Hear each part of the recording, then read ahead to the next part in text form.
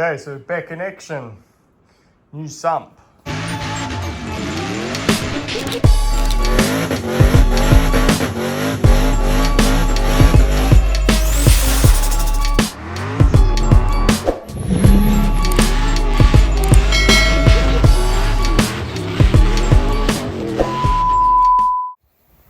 So here she is sitting here. It's been sitting outside in this weather for about a year now, and you can definitely tell.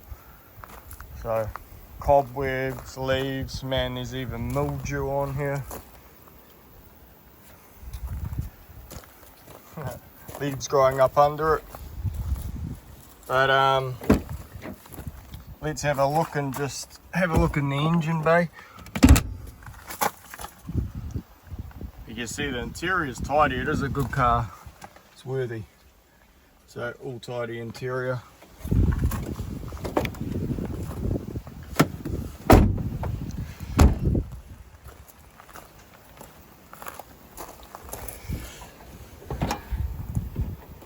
Boom.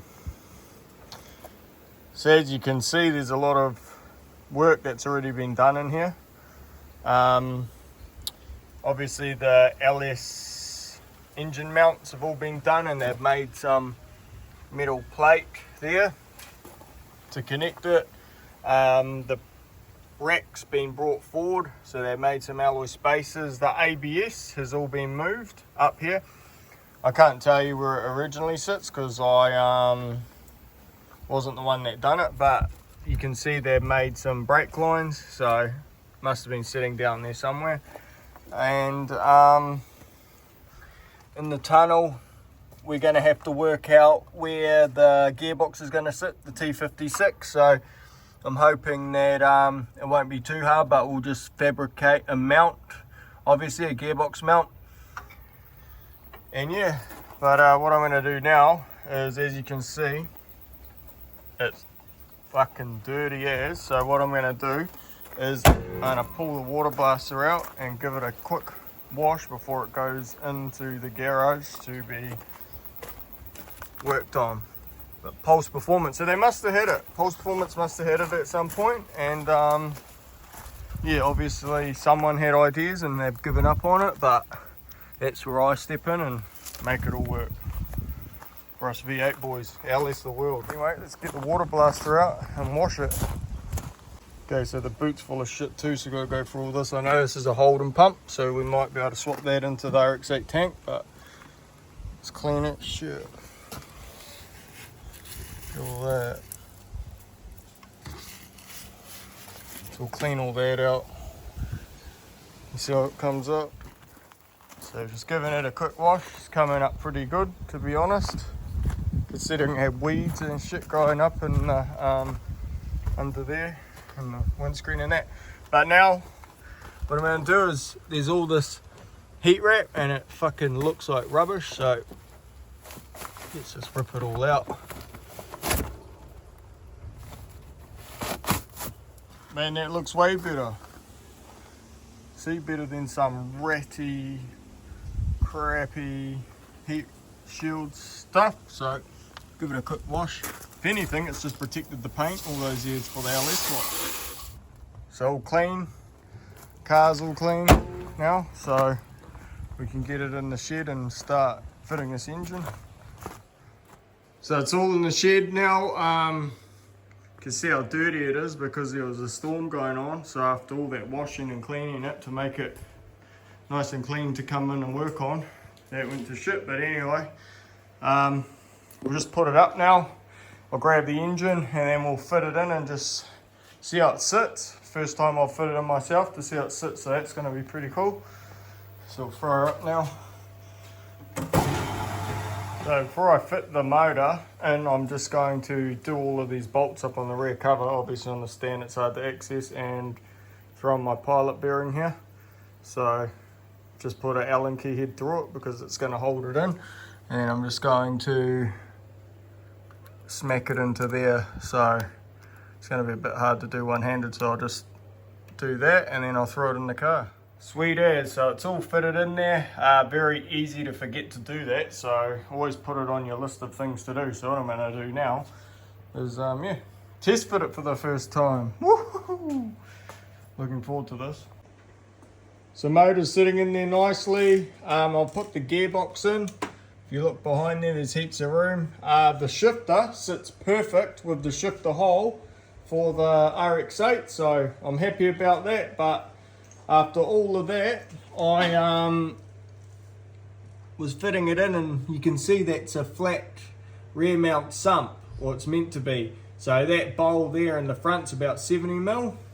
If you have a look there, it's touching my motor for my rack, steering rack, by about 20mm. You can see the gap under that engine mount. So yep, off to go buy another sump tomorrow. Fucking annoying, man, but oh well, it is what it is. So just went and got the sump cut out just there because it was hitting the electric motor for the rack.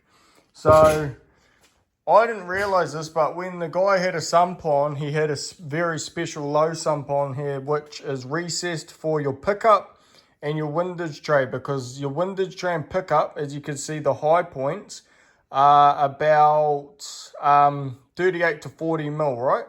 So 38 to 40mm. The clearance I needed was 35mm from here, from the sump. Oh, sorry, from the block. So as you can see here and here, it wouldn't have worked. I wouldn't have been able to go 35. I would have been 3mm into the windage tray and the pickup.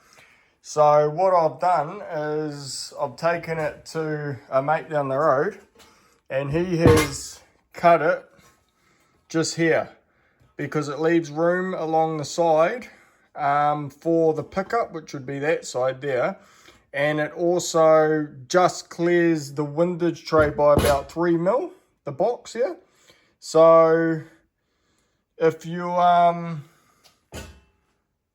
think about the issue, hopefully it will resolve. But at the same time, these engine mounts, I might have to lift the motor up. I was hoping not to have to lift the motor up because I do not want it sitting high. I was hoping to be able to shut the bonnet of the factory inlet manifold, but you know, it is what it is. I can't find the sump I need, so I've had to do my best. I bought this brand new and we've just cut it up. So anyway, I'm going to carry on getting the sump on, put it back in the engine bay, and fingers crossed it clears, and if not, we'll just have to space the engine up a little bit.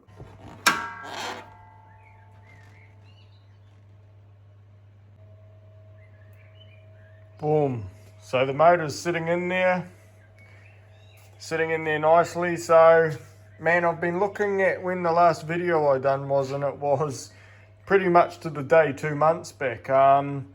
Reason being is I've got the motor sitting in there all nice, and we'll have a look under the car and I'll be able to explain a bit more what's been going on.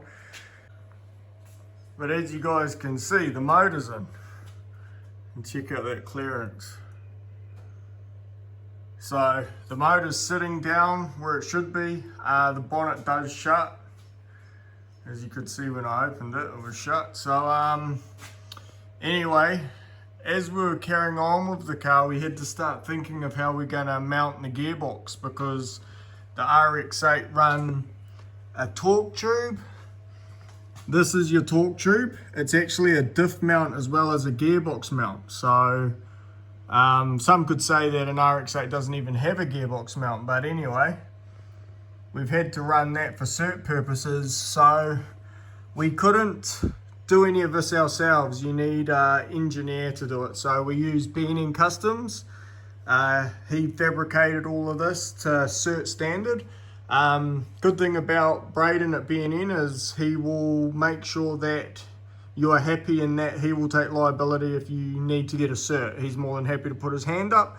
You could get a mate to do all of this, and then it comes to cert and you can't comply any of the work, you know what I mean? So as you can see here, he's reinforced the chassis rails. So he's gone chassis rail to chassis rail. He's made a plate that bolts to the gearbox and holds the gearbox up, and at the end of this he has fabricated all of this so that we can still run the torque tube through the center of the car. and we've got to run a drive shaft through there. So the car's been at his shop for a little bit while we've been waiting. He's been super busy, so the car's pretty much just been hanging out down there.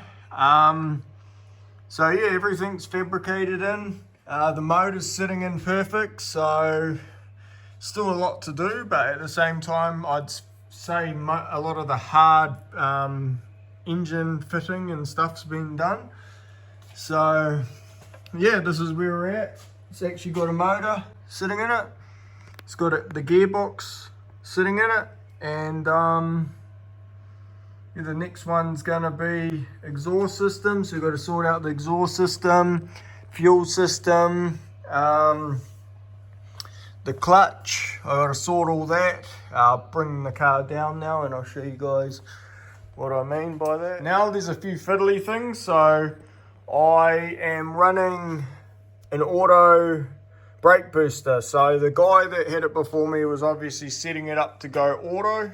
I ended up buying a manual booster. I needed a pedal, I didn't have a pedal, and just pretty much bought a whole rx8 manual sort of conversion kit, but without the gearbox. But I thought I could just change it to this booster, because this one has the line running off it, your oil reservoir for your clutch master. But if you look up here, it's all different. So the lines on this one, your brake lines run into the bottom of here, and then if you look at this one down here, it runs around and into the side. So yeah, anyway, I decided I'm not gonna use that one. I'm just going to leave this how it is.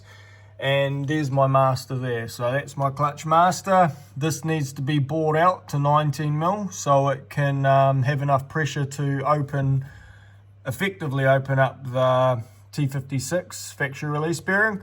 And as you can see, it's touching my rocker cover. So I'm gonna have to trim that rocker cover and then run a remote reservoir. So instead of trying to run it all in one like it would factory, just going to put my oil reservoir for that somewhere along the firewall. And obviously my coil isn't going to, my bracket doesn't sit on there properly now because it's sitting there, and when I cut the back off, it's not going to work. So man, there's a lot to think about. Either have to go remote coils or make a bracket and maybe dummy fit two at the back there. Piggyback two on each other and then sit them along there. Yeah, and the coils are close to the ABS, so it does seem like I'm chasing my tail a bit with this one, eh? Like someone's done certain stuff to make it work, and I'm sort of reversing their work, if you get what I mean. So it'll all mesh in with what I'm doing. So yeah, anyway, radiator has to be fabricated, and we got to make a radiator support and all that. So a little bit to go, but almost there. So hopefully the next one will be starting the thing up and taking it for a cruise. Yeah, catch you guys out. Peace.